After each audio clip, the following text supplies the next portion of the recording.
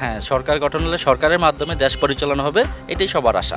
এখন নির্বাচন আসছে সামনে, দেখা যাক কি হয়। গত সময়ে সুষ্ঠু বলতে কি আমরা তো ভোটই দিতে পারি নাই 17 বছর।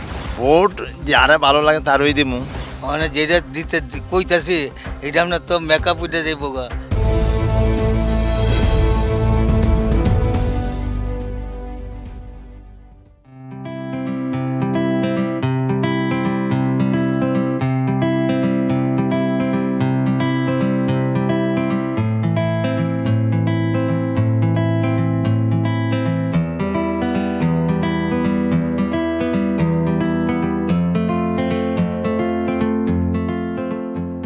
দর্শক মণ্ডলী, আমরা এই মুহূর্তে আছি রূপগঞ্জের নাওড়াঘাটে। আসন্ন নির্বাচন নিয়ে সাধারণ মানুষের আবেগ, অনুভূতি ও প্রতিক্রিয়া জানতে এবং তা আপনাদের কাছে তুলে ধরতে শুরু করছি কালের কণ্ঠের বিশেষ আয়োজন ভোটের কণ্ঠ। সঙ্গে আছি আমি সমীরণ দেওয়ান।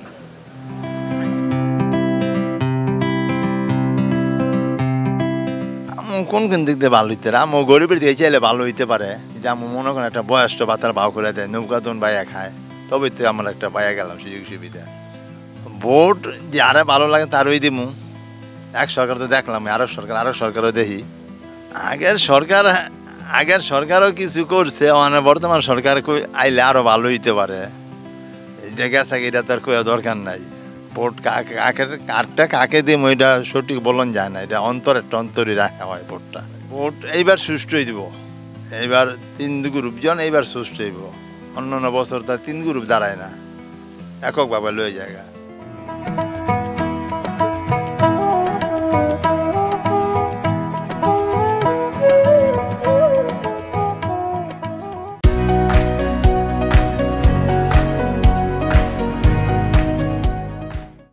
মানে যেটা দিতে কইতাছি এটা আপনার তো মেকআপ উঠে যাইব গা।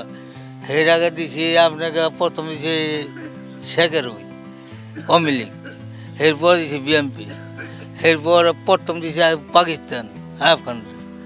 তো এখন যে বর্তমানে আছে, হ্যাঁ যদি থাকবো, এরপরও যদি পাল্টাইয়ে তো ভালো যদি মনে করি হ্যাঁ দিব। আমার তো মনে হয় যেমন আরো পাচ্ছা যাইব, যে পরিস্থিতি দেখা যায়। সরকার প্রধান হলে যারা ভালো মেজরিটি পাস করে একই তো দেখতে চাই, যে ভালো কাজ করবো এরই তো দেখতে চাই আমরা। আমার মারামারি কাটাকাটি নাই। বিএনপি মনে করেন আমাদের দেশ আগে আসছিল, এখনও আছে। তো এখন যদি পাবলিক চায় আবার বিএনপি যাইতে পারে। আমি চাই দলমত নির্বিশেষে, আমি চাই এইখানে এনসিবির কথা বলতেছেন, এনসিবি কাছ থেকে আমি এতটুকু আশা করি যাতে বিএনপির সাথে হোক, জামাতের সাথে হোক, মিলেমিশে যাতে কাজ করে, এইটাই আমি তাদের কাছ থেকে আশা করি। নির্বাচন আমি আশা করি যত তাড়াতাড়ি সম্ভব নির্বাচন দেওয়া ঠিক হবে। আমাদের সবারই দাবি একটাই, গ্রামবাসীর, যাতে নির্বাচনটাকে যত তাড়াতাড়ি সম্ভব দিয়ে দেন এবং নির্বাচনের মাধ্যমে একটা সরকার গঠন হবে। হ্যাঁ, সরকার গঠন হলে সরকারের মাধ্যমে দেশ পরিচালনা হবে, এটাই সবার আশা। আওয়ামী লীগ তো ওরা তো মনে করেন অবৈধভাবে তো মনে করেন 17 বছর ক্ষমতায় ছিল, তো এখন তো ওনারা তার বৈধ ছিল না, যার কারণে মনে করেন ভালো দিক আর খারাপ দিক, যেহেতু বৈধই না সেহেতু ভালো দিক আর খারাপ দিক বলার মতো নাই। আর এতক্ষণ শুনছিলাম আসন্ন নির্বাচন নিয়ে সাধারণ মানুষের আশা নিরাশার নানা কথা। আজকে এই পর্যন্তই। আগামী পর্বে দেখা হবে ভিন্ন কোনো জায়গায় ভিন্ন ভিন্ন মানুষের সাথে। আর আপনার এলাকা কোনটি জানিয়ে দিন অবশ্যই কমেন্ট বক্সে। সকলে সুস্থ থাকুন, ভালো থাকুন, আর অবশ্যই কালের কণ্ঠের সঙ্গেই থাকুন। ভোটের কণ্ঠ।